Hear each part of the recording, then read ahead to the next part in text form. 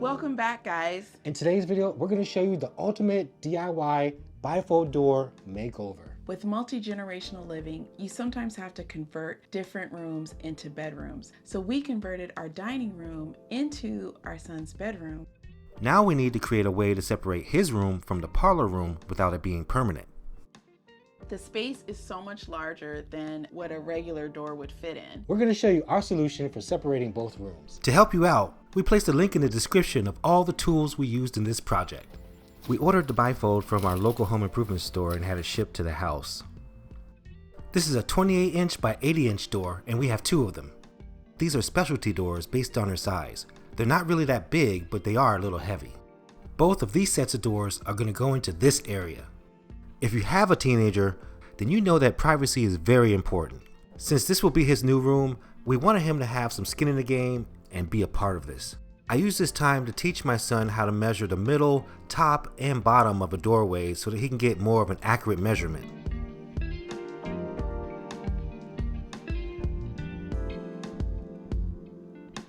I gotta say, they did a fantastic job at packing these bifold doors so that they wouldn't be damaged during transit. We were happy to open the box and find that nothing was cracked or broken. One thing we didn't know and we found out was that it's best to open the bifold doors while they're laying on the floor. We looked at 30 by 80 and 32 by 80 inches in the store, but as it turns out, this specialty 28 by 80 is definitely the right one for us. We knew there had to be a gap. We decided to build the frame to attach the door track to so that it's not mounted directly on the original trim.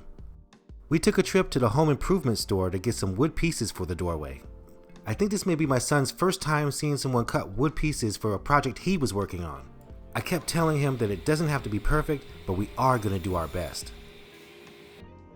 After we received all of our pieces of wood, we had a little father and son time while leaving the store. Our son has grown fast over the years. It's amazing to me how tall he is now.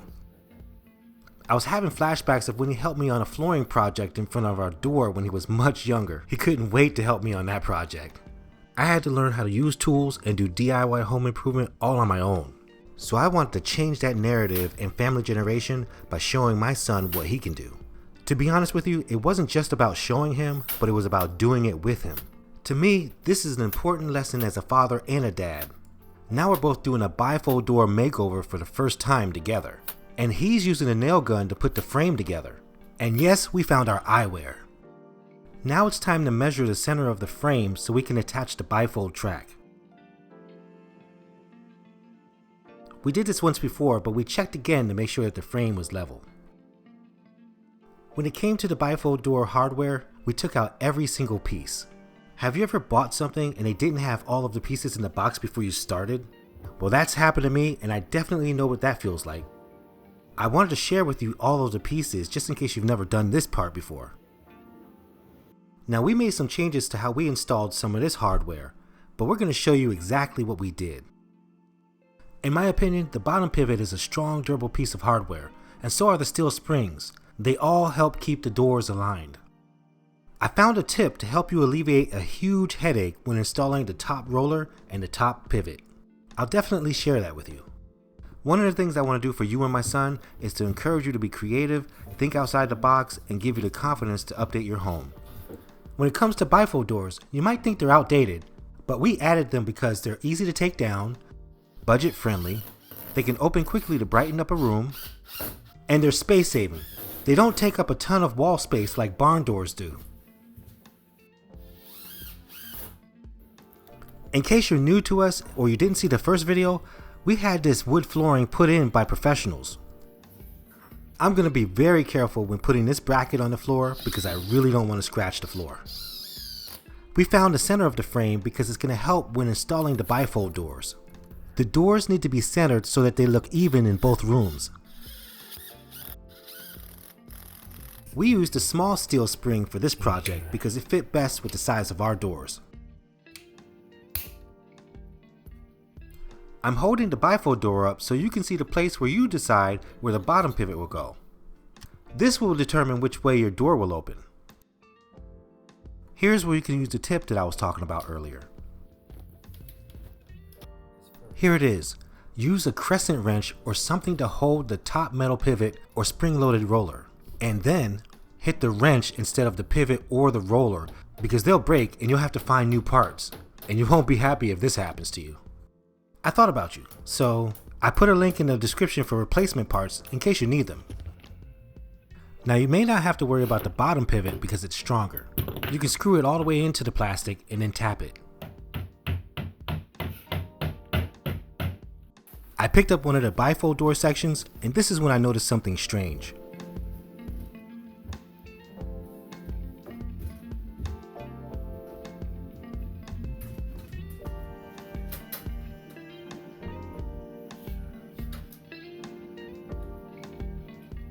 Yep, you guessed it, the bifold door would not fit in the space.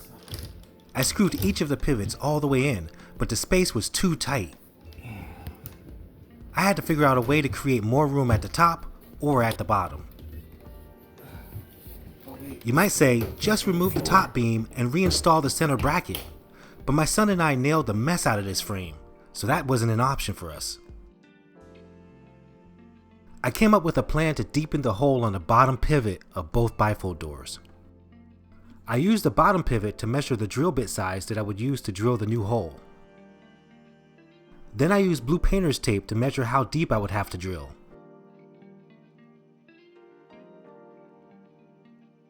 It was actually kind of satisfying when I was drilling the new hole for the bottom pivot and its holder. The only problem is that the door is still too big for the space. This called for the next part of the plan. Both sections of the bifold had to be evenly cut at the bottom.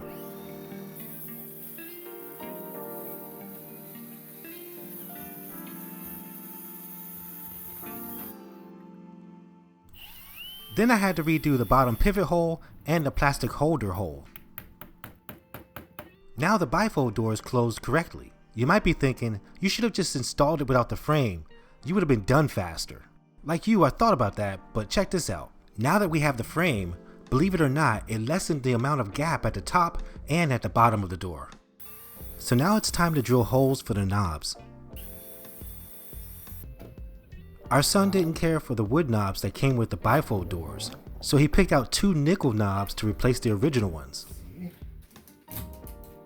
Oh yeah. They ended up looking great.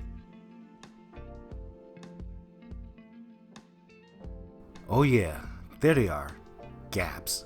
As you can see, they're all around this bifold door.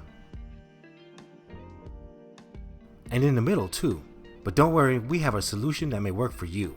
To fix the middle gap, tighten the top pivot holder on the left and right side of the track.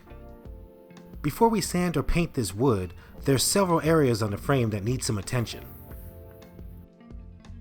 We have to apply wood filler. There's also a large area of rough wood on the parlor side that needs to be smoothed out. You can see that I gently rub wood filler with my finger on some of the areas that need a nice smooth finish. I grab my mouse sander with a P60 sandpaper to give the frame a smooth look.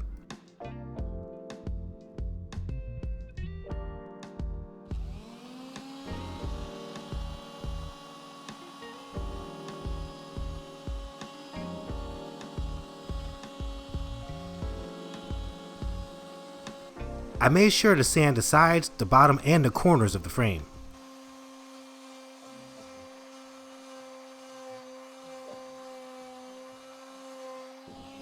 When you make a big mess, it's good to have a shop vac to clean it all up. We really want this new wood to look like it's part of the existing frame, so we decided to caulk everywhere that we could see through to fill in all gaps.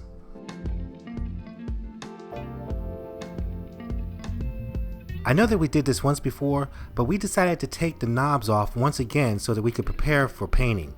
We put them on earlier because it helped with moving the door back and forth when we were working on it. If you add new wood to your door frame, make the decision to prime it before you paint it. We decided to use this white high gloss enamel paint for our bifold doors that we usually reserve for baseboards. Most bifolds already have a primed white color on them. To be honest with you, we were pleasantly surprised with the outcome of this paint. What I'd like to say is that it definitely made this set of bifold doors look way better than anticipated. That's nice. Once the paint dried on the bedroom side, we made a decision to paint the same color on the parlor side. Since we're installing a door, and even though it's called a bifold door, in my mind, I had to go back to the basics when thinking of a solution that would fill in the gaps. All I had to do was find the right foam thickness that would allow the door to have room to swing.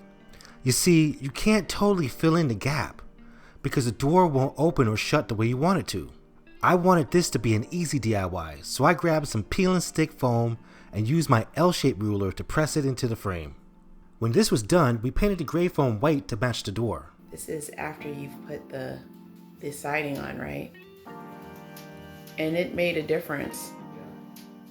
You can't see all the way through. I mean, you can still see light, but not all the way through. It's definitely better. But wait, there's more. Well, we wanted our son to have more privacy. We installed a curtain rod with blackout curtains to work as a sound barrier and to block out any light coming from the other room. This was a quick decor add-on to hide the doors and still give him accessibility to the other room. We thought 2 curtains would be enough, but after seeing them up, we realized that we need 2 more.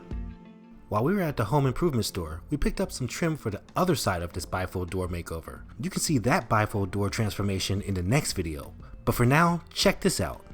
After all was said and done, we feel like this DIY project was a success. Now the family has an extra room and a place to hang out when we're not working.